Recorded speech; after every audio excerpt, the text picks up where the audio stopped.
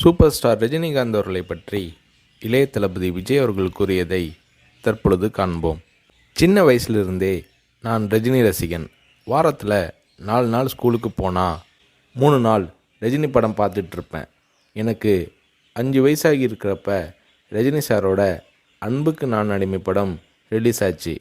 எப்படியாவது படம் பார்த்துடணும்னு ஆசை.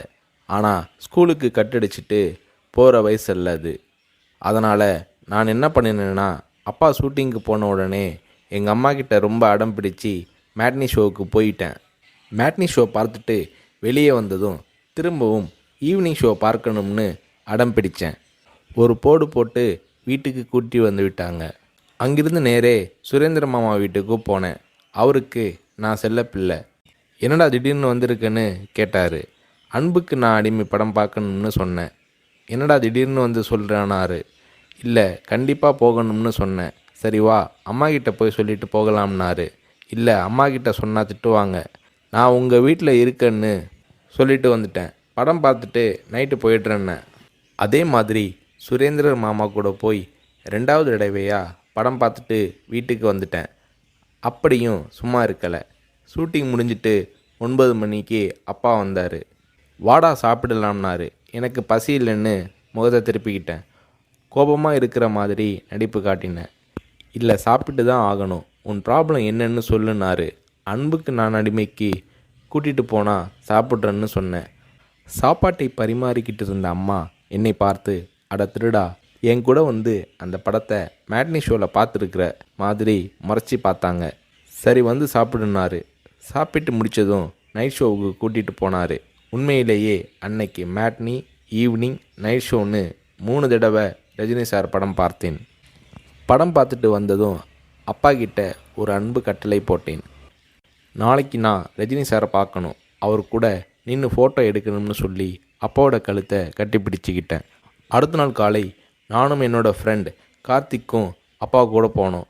ரஜினி சார் வாகினி ஸ்டுடியோவில் ஏதோ ஒரு ஷூட்டிங்கில் பிஸியாக இருந்தார். நான் ரஜினி சாரை நேரடியாக பார்க்கிறது அதுதான் முதல் தடவை. எப்படி ரஜினி சார்கிட்ட பேசுகிறதுன்னு பயந்துக்கிட்டு இருந்தேன். அவர் கூட்டிகிட்டு போய் அன்பாக பேசினார். அப்படியே என்னை தன்னோட மடியில் உட்கார வச்சுக்கிட்டு என்ன படிக்கிறேன்னு கேட்டார். சொன்னேன், நான் உங்கள் கூட நின்று ஃபோட்டோ எடுக்கணும்னு சொன்னேன். சிரிச்சுக்கிட்டே என் கன்னத்தை தட்டி கொடுத்து எங்களை அணைச்சிக்கிட்டு ஃபோட்டோவுக்கு போஸ் கொடுத்தார். என்னால் மறக்க முடியாது அந்த இனிய நாளை, அவரது அன்பான அரவணைப்பை. வீட்டுக்கு வந்ததும், அப்பா நீங்கள் பெரிய டைரக்டர்னு சொல்கிறாங்க, ஆனால் என்னால் உங்களை டைரக்டராக ஏற்றுக்க முடியாது. எப்போ எங்கள் தலைவர் ரஜினியை வச்சு டைரக்ட் பண்ணுறீங்களோ அன்னைக்கு தான் உங்களை டைரக்டராக ஏற்றுக்குவேன்னு சொன்னேன்.